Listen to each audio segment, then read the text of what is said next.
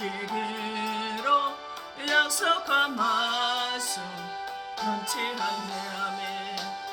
하늘의 영광 하늘의 영광 나의 맘속에 차고도 넘쳐 할렐루야를 힘차게 불러 영원히 주를 찬양하리. 캄캄한 밤에 다닐지라도 주께서 나의 길 되시며 나에게 밝은 빛이 되시니 길 잃어버린 염려 없네. 하늘의 영광 하늘의 영광 나의 맘속에 차고도 넘쳐 할렐루야를 힘차게 불러 영원히 주를 찬양하리. 광명한 그빛 마음의 바다 찬란한 천국 바라보고 할렐루야를 힘차게 불러 날마다 빛에 걸어가리. 하늘의 영광 하늘의 영광 나의 맘속에 차고도 넘쳐 할렐루야를 힘차게 불러 오늘 주를 찬양하리. 아멘. 네, 마태복음 24장 13절 말씀을 가지고 끝까지 남은 사람이 되자라는 제목으로 하나님 말씀 음성 듣기를 원합니다. 어때 우리가 하나님의 말씀을 끝까지 붙들고 간다라면 어떤 상황이 되고 어떤 여건이 내 앞에 놓여진다 할지라도 두려워하지 않을 수 있습니다. 어떤 상황이 되도 하나님의 말씀을 붙들고 나아갔을 때 우리는 끝까지 승리할 수 있는 그런 저와 여러분이 되어질 것입니다. 저 같은 질병으로 오랫동안 허국되다 보니까 이대로 내 인생이 끝이 된 것인가?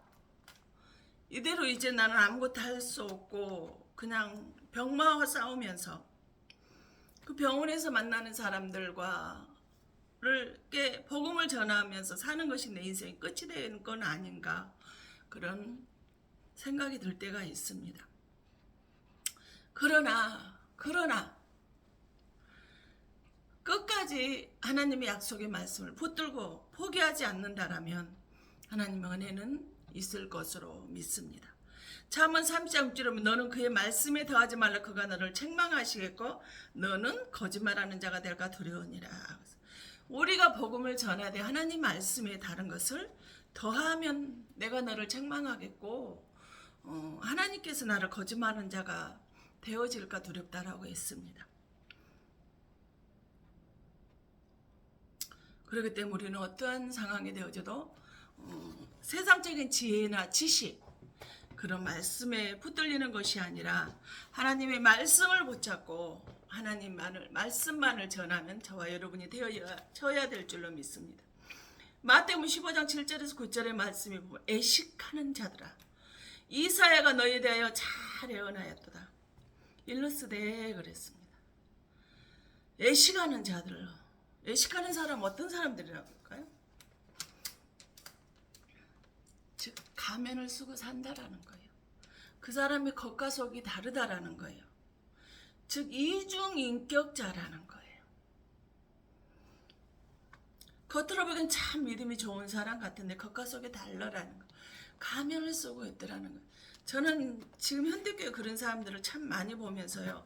내 자신을 돌아보면서 자꾸 나를 사도 바울이 자기를 쳐서 복종을 시켰던 것처럼 그러려고 정말 노력을 많이 합니다.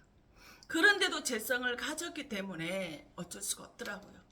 그래서 이 백성의 입술로 나를 보고 하나님 사랑합니다 사랑합니다 하지만 마음은 내게서 멀대. 왜? 사람의 계명으로 사람의 문화와 지식과 철학으로 애화로 하나님의 말씀을 교훈 삼아서 가르치다 보니까 하나님을 헛되이 경배한다라는 거. 겉과 속이 다르다는 거. 입술로는 하나님을 사랑하고 하나님을 존경하고 하나님 말씀대로 살아야 된다라고 말을 하지만 실제는 그렇지 못한다는 거예요. 요한복음 1장 1절에 보면 하나님이 말씀이 곧 하나님이라고 그랬어요. 근데 말씀이 그 자체가 하나님인데 다른 걸 뭘 더할 수 있을까요? 뭘 더한들 하나님을 정확히 나타낼 수 있을까요? 없다라는 거예요. 그 어떤 세상적인 그 문화와 철학 같은 경우는 사람들의 경험에서 나오는 거기 때문에 그런 것들은 하나님을 전할 수 있는 것이 아니라요. 시시때때로 변하는 이 세상 문화 철학을 가지고 어떻게 하나님을 증거할 수 있겠어요? 아니라 오로지 하나님의 말씀만. 그렇기 때문에 하나님 말씀 외에 다른 것을 더하지 말라고 하셨어요. 그래서 말씀 자체가 하나님이신 그 하나님의 말씀을 끝까지 붙잡고 있을 때 어떤 일이 일어나요? 사도행전 10장 44절에 성령의 그 말씀을 듣는 자들에게 내려오신다고 그랬어요. 세상에서도 사람들을 채용을 할 때는 그 기업의 그 오너의 그 철학이나 그 생각이 맞아야 되어집니다. 그래야지 전혀 생각이 다르면 어떻게 같이 갈 수 없을 것 같아요. 그 예배 안에 교회 안에 있지만 생각이 다르신 성도들하고 있으면 정말 스트레스 많이 받습니다. 그래서 목회자들이 많이 아픈가 봐요.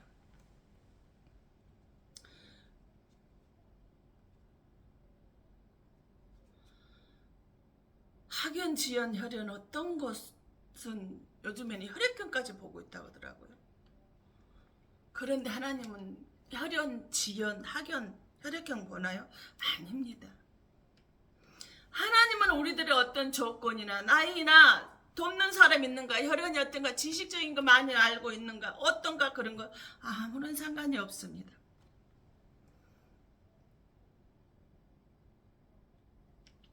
오직 하나님의 마음에 맞아서 하나님의 택한 자가 되어야 됩니다. 오늘 말씀을 듣는 자나 전하는 자가요, 다 하나님의 은혜 안에 은혜를 받는 그런 시간이 되어졌으면 간절히 소망해 봅니다. 말씀이 들어가니까 어떻게 돼요? 죽은 나사로가, 썩어서 냄새가 나던 죽은 나사로가 살아나더라고요. 장례를 치르고 있는 청년에 관해 딱 예수님의 말씀이 손을 대고 들어가니까 그 죽은 청년이 살아나더라고요. 해당장 나이로의 딸, 12살 먹은 딸이 죽었는데 손을 잡고 소녀야, 아이야 일어나라 하니까 일어나더라고요. 죽은 자가 살아나더라는 거. 말씀이 들어갈 때 살아난다라는 거예요. 말씀이 생명에 들어갈 때 살아나는 거예요. 그럼 어떻게 될까? 지금 질병으로 고통사고 고난으로 환경으로 사람을 통한 그런 쪽으로 고통 속에 허우적대고 있다 할지라도 끝까지 남은 자가 되십시오. 그러면 하나님께서 쓰시게 됩니다. 여호수아 1장에 모세는 수종자 여호수아가 있어요. 이스라엘 백성들을 430년 출애굽을 하면서 이제 40년이 지나 120세가 되자 모세를 데려갈 때가 되자 하나님께서는 모세의 2인자를 택하시는데 모세 수종자 여호수아를 택했어요. 아니 출애굽기 12장처럼 장정만 60만 명 중에서 분명히 모세 2인자는 있는 장로 70명과 아론과 아비후와 나답 3명 73명이 있었어요. 그런데 하찮은 모세의 몸종 수종자를 하나님께서는 택하셨어요. 왜 택했을까요? 사도행 7장 38절에는 광야는 교회라 그랬어요. 지금 광야 모세 목사님이 광야에서 있는데 장정만 60만 명 중에서 지식, 능력, 학연을 택했나요? 아니에요. 하나님의 마음에 합당하게 맞은 사람을 여호수아를 택했단 말이에요.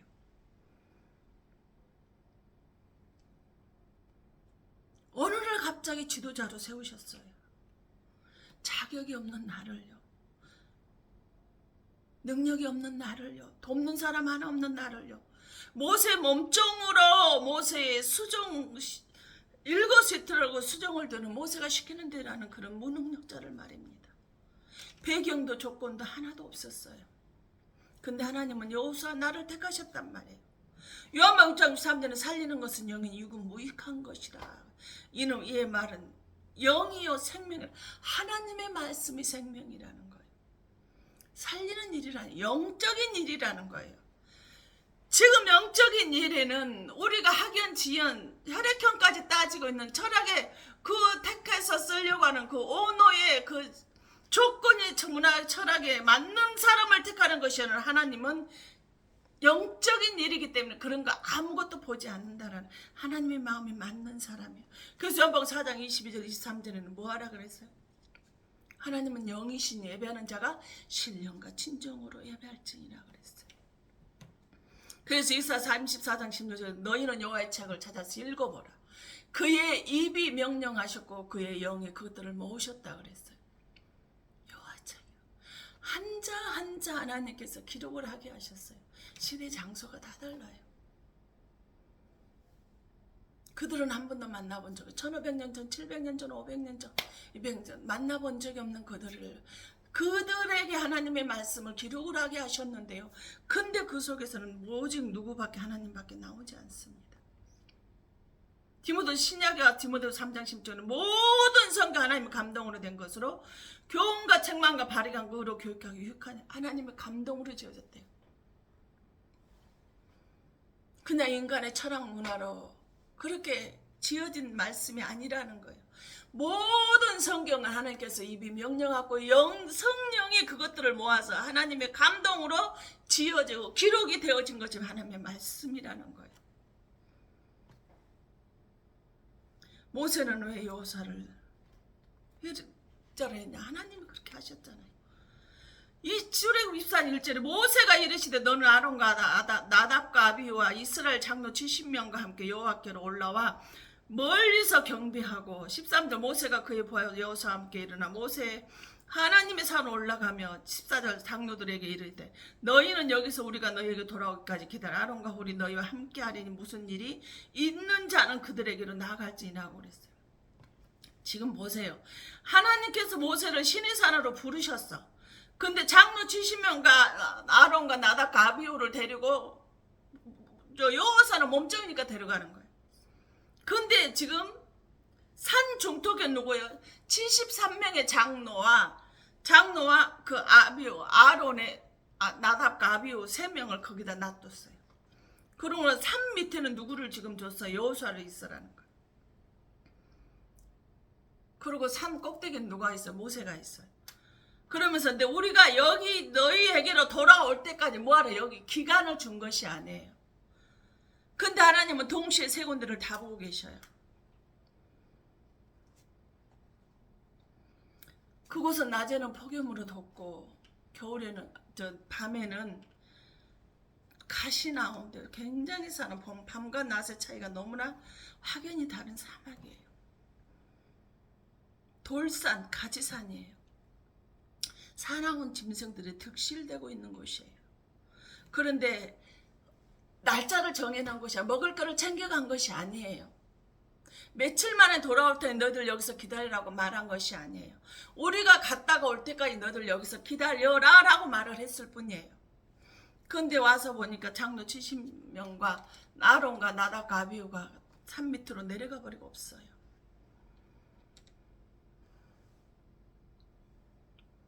근데 산 밑에 중턱에는 그들이 내려가 버리고 없는데 산 밑에는 여호수아가 모세를 끝까지 기다리고 있어요.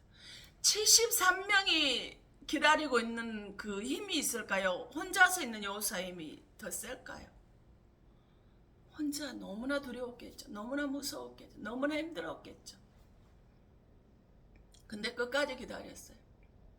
끝까지 남았어요. 이거 볼 때마다 나도 정말 질병으로 더 이상 포기하고 싶고 이제 그만 정말 믿음이 아니면 하나님 말씀이 아니면 그냥 가고 싶은 마음이 순간순간 들 때가 많은데 그런데도 뭐 해야겠다. 하나님의 끝까지 나를 포기하지 않으시기 때문에 자기 백성 끝까지 사랑하신 것처럼 나도 끝까지 하나님의 말씀을 붙들고 기다려야 되겠다는 거예요. 여호수아처럼 힘들고 더 이상 어떻게 할 수 없는 기다리지 않은 거예요. 그 출애굽 32절 뭐 여호수아 백성들이 요란한 소리를 듣고 모세가 진중에 싸우는 소리가 나. 지금 내려가서 뭐하고 있어? 금송아지를 만들어서 우상을 숭배하고 있는 모습. 모세는 분명히 죽어버렸을 것이다 라고 생각을 하고 73명은 이미 하나님의 테스트에 탈락이 되어졌어요. 그래서 민수기 27장 23절에 모세가 하나님이 모세한테 누구 하라? 여호수아에게 안수하라 그래요. 그에게 안수하여 이탁하되 여호와께서 모세에게 명령하신 대로 하더라. 이때 모세의 능력이 그대로 여호수아에게 넘어갑니다. 모세나 여호수아가 이렇게 되어질 것을 아마 짐작이나 했을까요? 아마 굉장히 놀랐을까요? 너무나 뜻밖이잖아요. 어느 날 가정주부가, 어느 날 몸종이, 운전기사가 하나님이 쓰시는 지도자 자리에 발딱 세워져 버렸으면 얼마나 놀랍고 당황스럽겠어요. 같은 70인의 장로들에게나 여호수아에게나 교회 안에서 환경이 똑같았어요. 근데 끝까지 남은 사람 누구? 여호수아가 남았다라는 거예요.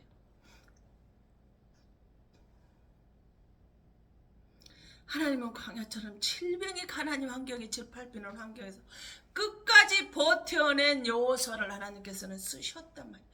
가만히 있어도 이스라엘 백성들은 너무나 잡스러운 불평이 불만이 모함이 헐뜯는 소리가 끊임없던 그 광야 교회에서 끝까지 그 믿음을 지켰던 여호수아.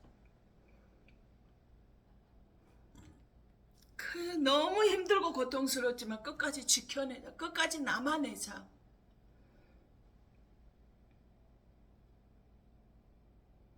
나는 부족하지만 나는 할 수 없지만 나이도 들고 능력도 없고 돕는 사람도 없고 건강하지도 못하고 아무것도 할 수 없지만 그러나 하나 여호수아처럼 끝까지 남아는 자가 되자라고 생각을 하고 버티고 있습니다. 그래서 마지막 모세가 하나님 부르심을 받기 전에 신명기 34장 9절에 모세가 눈의 아들 여호수아에게 안수하였으므로 그에게 지혜의 영이 충만한 이스라엘 자손이 여호와께서 모세에게 명령하신 대로 여호와의 말을 순종하였더라. 그래서 아멘. 모세를 쓰시면서 보여줬던 그 모든 하나님의 지혜와 하나님의 영이 충만한 것이 여호수아에게서 그대로 보여졌다라는 거예요. 그러니 뭐예요?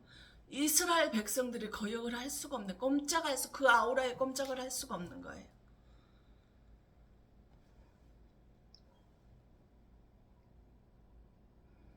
어떤 환경에도 여호수아는 자기 자리를 지켰어요. 죽고 싶을 만큼의 번아웃이 되는 이 현실에서도 내가 자리를 지키며 하나님의 끝까지 남은 자가 되려고 노력하고 있는 모습이 바로 이런 모습입니다. 저도 너무 아파서 포기하고 싶어요. 울고 싶을 때가 너무나 많아요.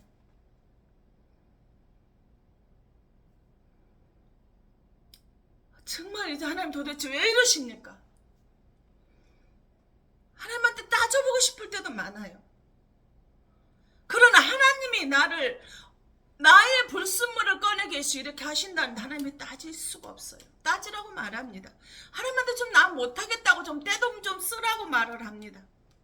그러나 나는 내게 주어진 자리를 지키기 위해서 나는 나를 쳐서 복종시키며 나는 나아갈 수밖에 없어요. 내 생각은 내 뜻, 내 소망을 다 죽여가면서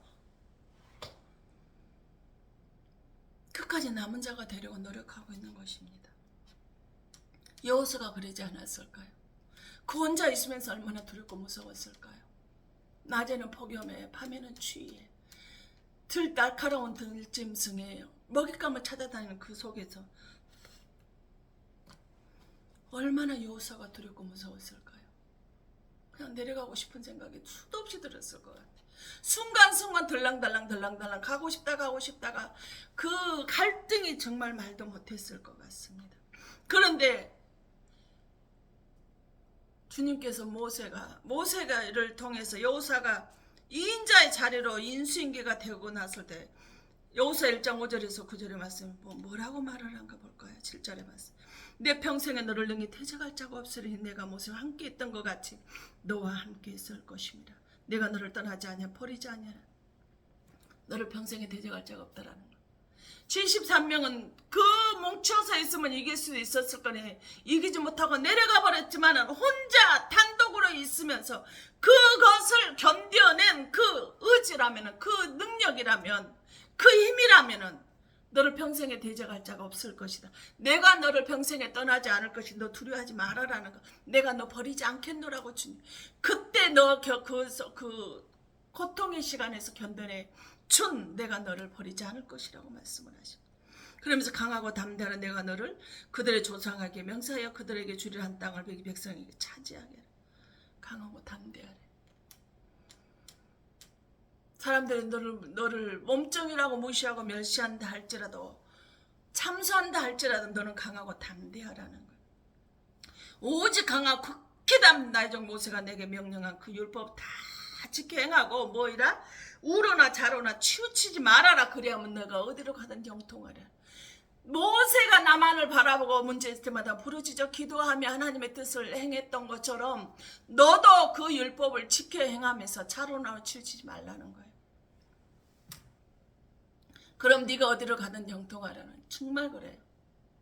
자로나 치지 않고 어떤 고통과 아픔과 슬픔과 포기하고 싶은 변화웃이 되는 그 순간에도 하나님 말씀만을 붙들고 자로나 취치하고 있다 가다 보자. 그러면은 그 순간순간 그곳 있는 곳에 천사들을 보내셔서 하나님의 일을 처리를 해 나가시는 거 보면 너무나 깜짝 놀랄 때가 너무나 많이 있으며, 누가 필리포스 2장 6절 근본 본체가 되시는 구주님의 말입니다. 내가 너를 이해했어. 죽었으니 너는 강하고 담대, 극히 담대하라는 거. 내가 너와 함께 할게. 내가 너의 치료 하나님이 되어줄게. 그러면서 나한테 강하고 담대하라 말씀하십니다.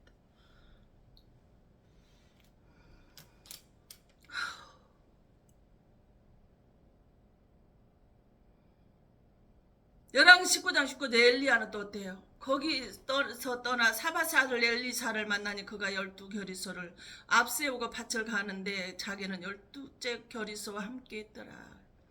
엘리야가 이제 이 두려움과 갈멜산에서 그 사건이 있고 나서 두려움이 몰려와서 이제 더 이상 나를 죽여달라고 하니까 주님이 엘리야를 대신해서 누구를요? 엘리사를 세웁니다. 근데 엘리사가 뭐예요? 농사꾼이었어요. 아무런 능력도 없는 농사꾼이었어요. 뭐 내가 목회자가 되리라 그런 것도 없어서, 지도자가 되리라 전혀 꿈도 꿔본 적이 없는 이 엘리사를 찾아가서 갑자기 선지자가 되라고 말합니다.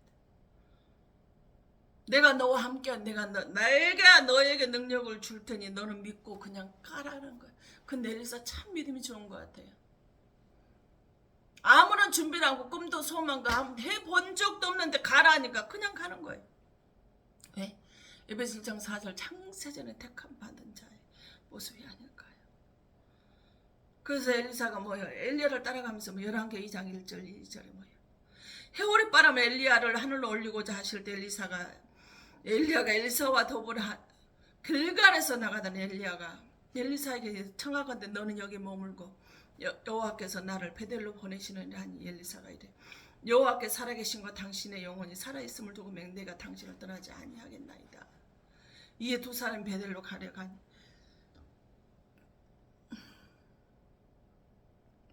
엘리야가 이제 하나님이 나를 들러 올라갈 것이고 나는 이 땅에 남아있지 않을 거야. 이제 나는 떠날 때가 됐어.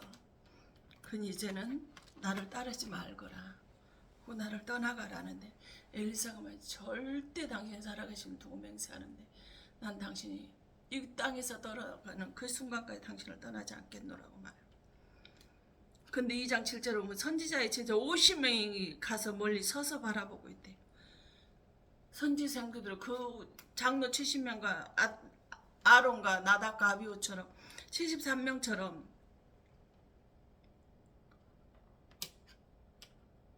이인자가 되기 위해서 훈련을 받고 있던 이 사람 50명이요. 멀리 서서 바라보고 있대.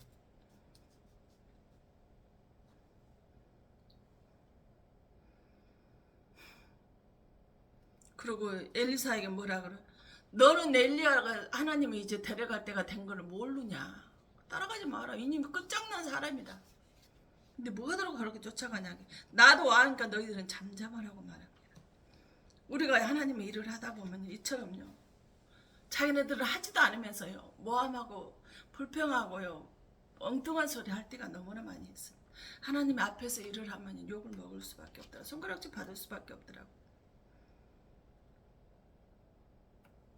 근데 엘리사는 끝까지 그 자리를 지켰어요. 정말 너무 힘들어서 주어진 환경을 벗어나고 싶더라도요. 주님이 내게 주신 자리를 지켜내라는 거예요. 끝까지 남은 자가 되시라는 거예요. 코로나로 우리들은 너무나 많이 변질되어 버렸습니다. 예수님의 사랑도 전도도 은혜에 다 변질되어 버렸어요. 그러나 이제는 예수의 사랑을 전도의 불씨가 사랑의 불씨가 은혜의 불씨가 돼서 끝까지 남은 자가 되어졌으면 참으로 좋겠습니다. 그렇게 삶을 살아내셨으면 좋겠습니다. 그렇게 되면 어떻게 될까요? 그런 끝까지 자리를 지켜낸 사람에게 어떤 은혜가 될까요? 야곱의 집이 이사 46장 3절에 야곱의 집이여 이스라엘의 집에 남은 모든 자에게 내가 들을지라 배에서 태어남으로부터 내게 안겼고 태에서 남으로부터 내게 얼핀 너여여 너희가 노년에 이르기까지 내가 그리하였고 백발이 되기까지 내가 너희를 품을 것이라 내가 지어서 내가 얻을 것이요 내가 품고 구하여 내리라. 아멘. 이스라엘 백성 믿음 안에 살아가고 있는 이스라엘 백성 모든 남은 모든 자들에게 너희가 폐에서 태어날 때부터 내가 너희를 안았고 태에서 나음으로부터 내가 너희를 업어줬다는 거예요. 그리고 노년에도 내가 백발이 되기까지 내가 너희들을 품고 안아줬다라는 거예요. 늙어 노년이 되어질 때까지 하나님 부르시는 그 순간까지 우리를 끝까지 하나님께서 품고 계시겠다 하는 거예요. 모호한 사람 하나님이 주신 자리를 어떤 상황 어떤 환경이 되어진다 할지라도 그 자리를 지켜낸 사람에게 말입니다. 로마서 9장 1절은 그래서 이스라엘 백성들의 자손의 수가 바다의 모래와 같을지라도 뭐예요? 끝까지 남은 자만이 하나님의 백성이 되어진다라고 그랬어요. 구원을 받을 수 있다 그래요. 생명의 멸류관을 받게 된다 그랬어요. 모호한 자 바다의 모래같이 많다 할지라도 끝까지 남은 자만 된다니까요. 그래서 마태복음 24장 13절은 끝까지 견디는 자 구원을 얻을 것이라고 그랬어요.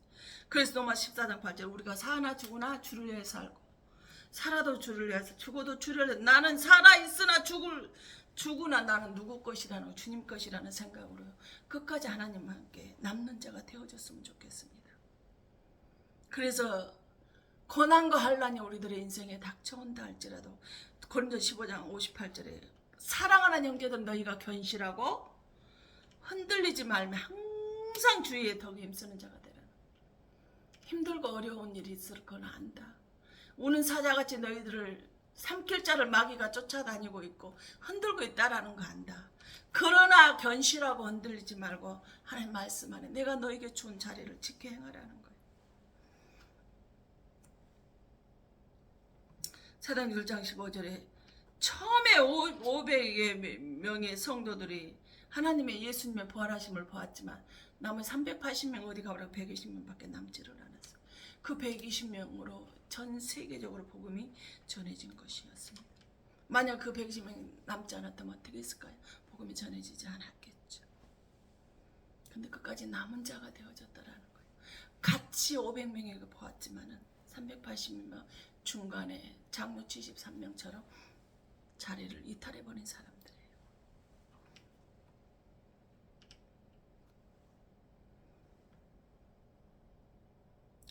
사도행전 3장 나사렛 예수 그리스도 이름으로 끝까지 남은 자에게는 일어나는 은혜가 있더라는 것입니다. 그래서 하나님께서 요한복음 13장 1절에 자기 백성들을 사람들을 사랑하실 때 끝까지 사랑하셨더라는 거예요. 주님께서는 나를 끝까지 사랑하 나는 왜 나는 끝까지 남은 자가 되지 못할까요?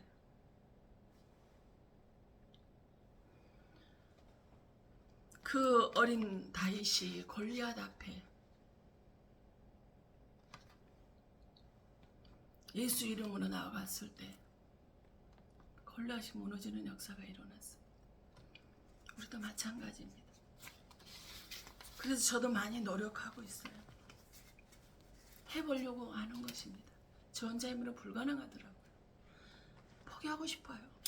중단하고 싶어요. 다 내려놓고 싶어요. 근데 하나님께서 끝까지 남은 자가 되라는 거예요. 끝까지 남은 사람이 되라는 거예요. 그리할 때 주의 사랑과 은혜가 충만하게 되어질 줄로 믿습니다. 기도합니다. 사랑의 아버지, 감사와 찬양과 영광을 올려드립니다. 주님, 그렇습니다. 아버지는 모든 조건이 광야교회에서 주어졌지만 73명은 아버지는 그 자리를 지키지 못하고 떠나버렸습니다. 그러나 혼자서 여호수아는 그 자리를 지켰을 때 하나님께서는 아버지는 그 세 군데를 동시에 보고 계시면서 끝까지 자리를 지킨 자, 끝까지 남은 자에게 이스라엘 백성을 지도할 수 있는 지도자 자리로 세워주셨습니다. 아버지, 고난과 환난과 역경이 다가올 때 우리는 흔들릴 수밖에 없습니다. 주님, 내한테 왜 이러냐고 낙심하고 절망할 수밖에 없습니다. 그럼에도 불구하고 아버지 하나님, 끝까지 주님만을 바라보고 주님이 나를 세워두신 그 자리를 잘 지켜 행할 때 하나님께서는 때가 되어질 때 우리를 세워주신다는 것을 믿고 말씀 앞에 나가게 하여 주시옵소서. 주의 말씀 앞에 오면서 빈손 들고 나오지 아니하고 아버지 권해물로 11제물로 감세물로 아버지 성결물로 주님 앞에 드려지는 물질이 있습니다. 성령께서 함께 하시고 붙들어 주시고 지켜 행하게 하여 주시며 그 말씀 안에 능력 안에 권능 안에 붙잡아 주시고 지켜 주셔서 생명신의 물가의 권능 앞에 나아갈 수 있도록 아버지 하나님께서 함께 하시고 붙들어 주시길 원합니다. 그럴 때 놀라운 은혜와 능력이 권능이 있을 지금까지는 물질 때문에 아버지는 장애물 내지 않게 하셨고 그때그때 필요를 채워주셨고 아버지 하나님께서 약속하신 대로 그대로 행하여 주신 것처럼 아버지 끝까지 남은 자가 되어질 수 있도록 성령께서 역사하여 주시길 원합니다. 그럴 때 모든 주의 사랑과 은혜가 넘쳐나게 되어질 줄로 믿습니다. 아버지 하나님, 하나님 말씀 앞에 나오기를 작정한 모든 이들에게 아버지 지금까지 하나님의 내가 어디로 가는지 무엇을 하는지 모르고 살아왔지만 그들에게 하나님의 능력과 권능의 역사가 있게 하시고 주의 자녀로 살아가기 부족한 자가 되게 하시고 예수 그리스도를 아버지라 부르며 영접하고 하나님의 자녀의 자리에 나갈 수 있도록 허락하여 주시옵소서. 길이요 진리요 생명이 되시며 지금 이곳에 무릎 꿇는 당신의 사랑 귀한 권속들 머리머리 이유하고 기도하고 바라는 것들 이에 하나님의 성령과 교통하심 이에 이 군동 이에 불신한 가족들 이에 아버지는 이곳에서 아버지는 하나님의 말씀을 듣고 있는 모든 영혼들 이에 하나님의 사랑과 성령의 교통하심이 이절부터 영원토록 함께 있어질지어다. 아멘.